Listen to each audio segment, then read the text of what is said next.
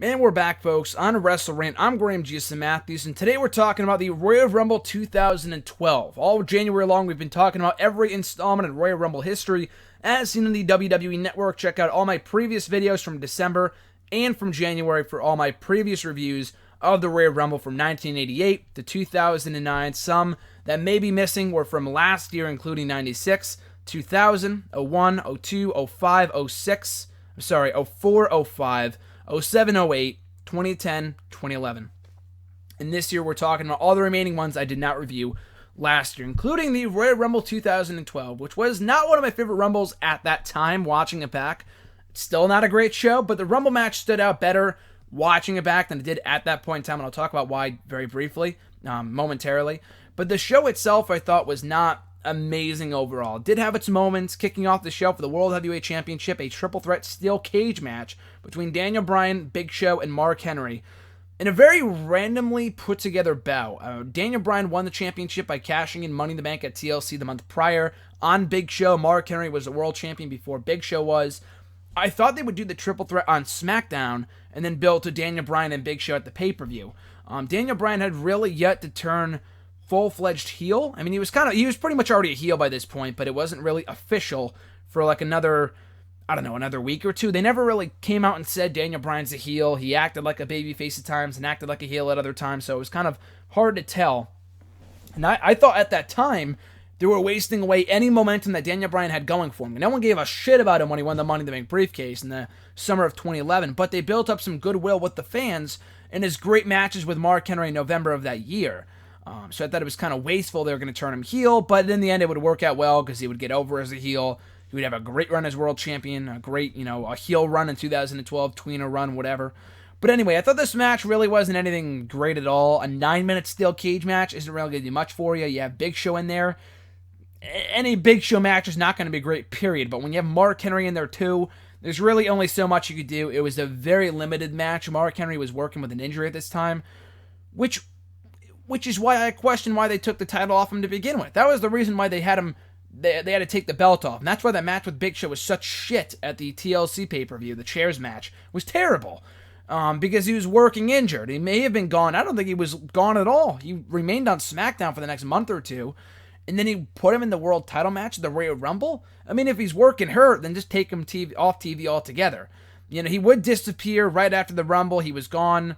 He was at WrestleMania. He came back at the Chamber pay-per-view. So he was gone for about a month or two. And then they took him out of the Chamber match because he was still injured, yet he was at the Chamber pay-per-view. It makes no sense. I don't know. But the match really wasn't that good. It was a fine match, but nothing too special at all. Daniel Bryan retained, still the World Heavyweight Champion. After that, an impromptu match made at the last minute between the Divas of Doom, Beth Phoenix, and Natalya, teaming with the Bella Twins against Kelly Kelly, Eve Torres, Alicia Fox, and Tamina Snuka. A very throwaway match, like I said. It was made at the last minute just to kill time. And that's essentially what they were doing back then. The division was so bad. I mean, I was so happy that they put the belt on Beth. But the division was so fucking bad in late 2011, early 2012. They didn't even have women's matches on most of these shows. They made the matches literally either the night of or the week before. Vengeance, Survivor Series, both times when Beth defended the belt against Eve. They made those matches on the Raw before the pay-per-view. TLC, Beth and Kelly, when they had that match, that was made the night of. No explanation given, it just fucking happened. And then in the Rumble pay-per-view, this match just happened too. Beth Phoenix was gone for like a month. She got hurt in late December. She got hurt at the hands of Alicia Fox, or I believe the foot rather. I think she hurt her nose or something weird like that. But she came back on the show. She won. She was dominating, which is cool to see, but the division was in such bad shape. I mean, I, among many others, complain now about the quality of the Divas division currently. But, I mean, you look back then, the division was nearly non-existent. There was a time in mid-2012 that a lot of people thought the division would be gone for good. There were times, weeks on end, they would go without featuring the Divas on Raw, on a 3-hour show. But anyway, this match was just there. I was glad the heels won, but Beth Phoenix's reign as Divas champion was very, very anticlimactic. She never really had many title defenses at all. She really wasn't on many of these shows. She was hurt for a time. Her matches were made at the last minute, so they really dropped the ball on her reign as Divas champion. After that, John Cena and Kane had a match. Very throwaway. These two just do not work well together at all. The match went all of 10 minutes. It felt like 5, but it really sped by.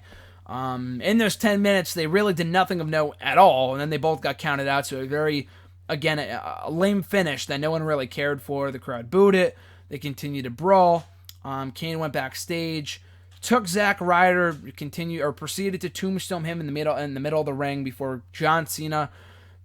Timing is everything. He came out right after he got tombstoned, or right after Ryder got tombstoned in the middle of the ring. So Cena comes out in time, brawls with Kane. Kane lays him out too, as Eve Torres sits there, frightened or whatever by Kane, by what Kane did to Cena and Ryder. So the match was shit. The post-match stuff wasn't really good either. I mean, the Rise Above Hate stuff was okay, but it was obvious it was a glorified filler feud between Cena before Cena went on to the main event of WrestleMania to face The Rock. They had nothing left for him to do. He had already went through the WWE champion. They weren't going to give him back the belt. So they had to find something for him to do, so they paired him with Kane, which was relatively new. I give them credit for that, but the promos weren't good. The feud really wasn't that great, and the matches sucked. The ambulance match wasn't good either. That was all right. That was better than this match. This match just kind of felt like it was there. I would have just had Cena get counted out or get disqualified himself. I mean, in the weeks leading up to this matchup and leading up to this pay-per-view, they were teasing that he was getting gradually more and more frustrated with Kane attacking Eve and attacking Zack Ryder, attacking all the people he held close to him, and he was going berserk. He attacked Jack Swagger on an episode of Raw for no apparent reason on an episode of Raw right before the pay-per-view. So I would have had him just go berserk with a chair on Kane or something. They probably wanted to protect Kane, but they still could have had Cena go berserk on Kane and then have Kane get the better of Cena in the end anyway. So I thought that was kind of lame. The finish sucked. The match sucked. So not a good match all around. After that, Brodus Clay had a last-minute matchup against Drew McIntyre. Match lasted a minute, and that was it. For the WWE Championship, CM Punk defended against Dolph Ziggler with John Laurinaitis as the special guest referee.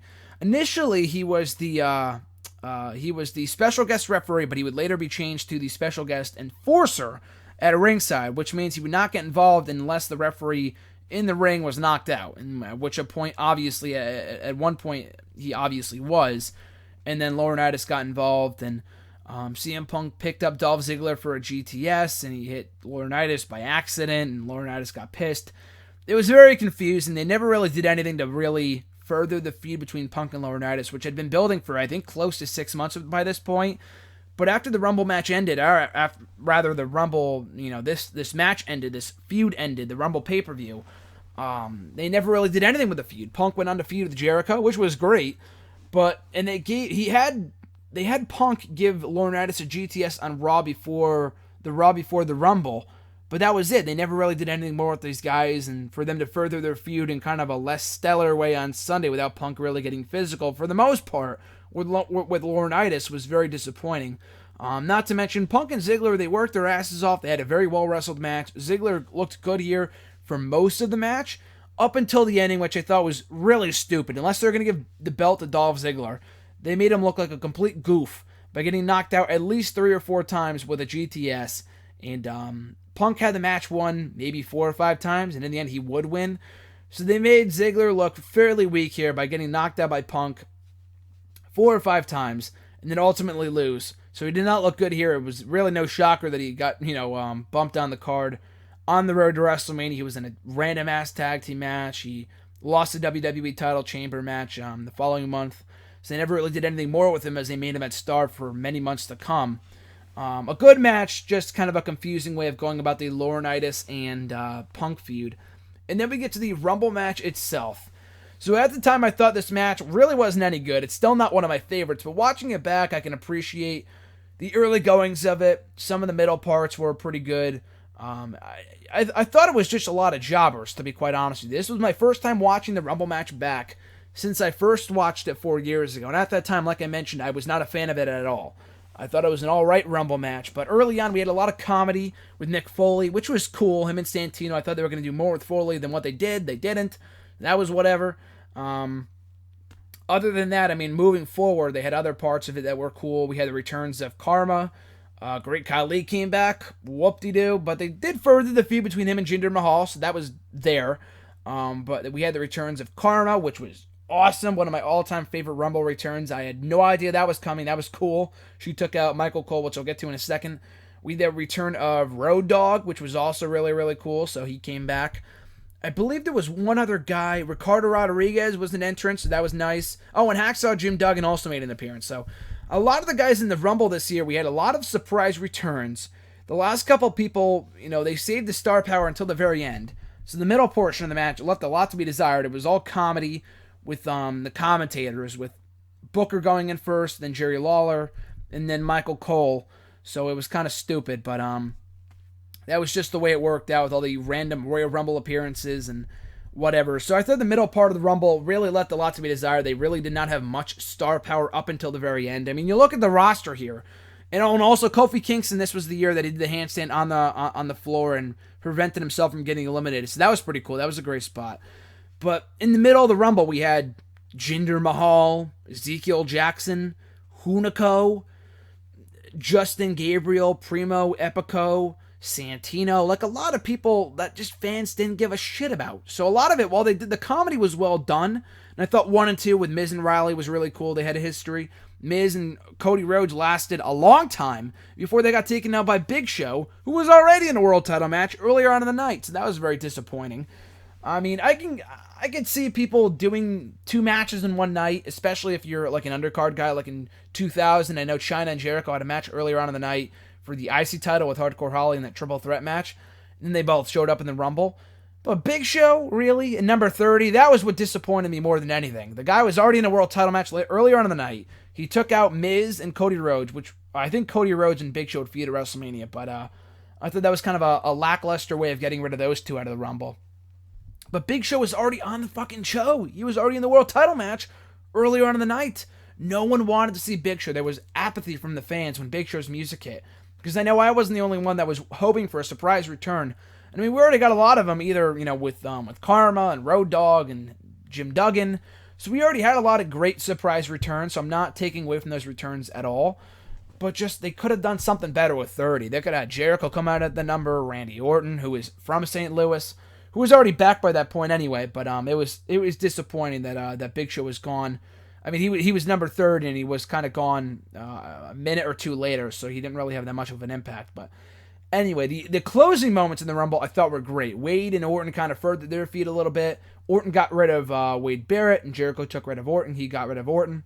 So then it came down to Sheamus and Jericho. They had a great back and forth for at least 5 or 10 minutes, going back and forth. Codebreaker, Brogue Kick, White Noise. Jericho with an enziguri kick on the ring apron, and Sheamus would survive.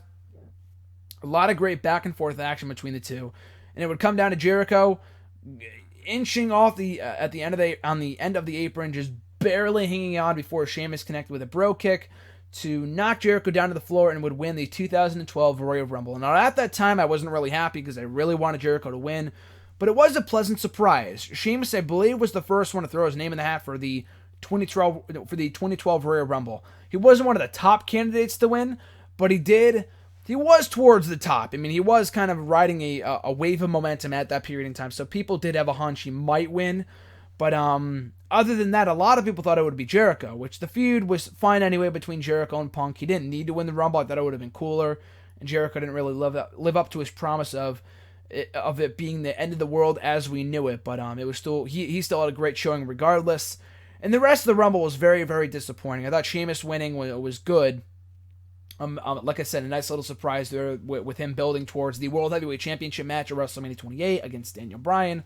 But yeah, the rest of the Rumble I thought was very disappointing, or at least the middle part. The opening was good with Foley and Miz and Cody Rhodes. Everything else I thought was a bunch of jobbers. I mean, I liked this match more watching it back than I did it at that time, so maybe I was in a bad mood or something, but I didn't really like the match as it happened initially or originally 4 years ago. Watching it back really wasn't that bad. I thought it was a good match. Again, not as good as some of the other Rumbles that I've talked about in the past, not as good as 2010 or 2011. I thought that even the 2013 Rumble was better. But that was the Royal Rumble 2012. Again, not a show I would recommend that you watch. There are far better installments of this pay-per-view to check out before you watch this one. So there really isn't anything from this show to check out.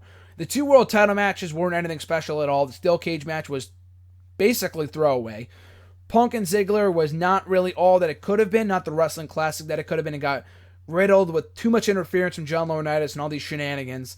The women's match was shit. The Brodus Clay Drew McIntyre match really was a dud. Cena and Kane was lame. And the Rumble match really wasn't too great either. It was good. It was better than I originally thought it was, but it was a good Rumble, but not nearly as great as some of the other Rumbles from that time period. So that is my review of the Royal Rumble 2012. As always, guys, thank you for watching and listening. Your support is always appreciated. Be sure to like, comment, share, and subscribe. Find me on Twitter. Follow me there at WrestleRant, and also on Facebook at facebook.com/graham.gsm.matthews. So we'll be back on Saturday, I believe, with my full review of the Royal Rumble 2013. We are reaching the end here of my Royal Rumble reviews here on the channel. We've got 2013 on Saturday. Or maybe not. Maybe this is going up on Saturday. I have no idea. But we have our next 3 reviews, 2013, 2014, and 2015, going up in the next week. Be sure to check it out. I'm looking forward to it. You guys are great. As always, thank you for your awesome support. I'm Graham G.S. Matthews, and I'll catch you folks down the road.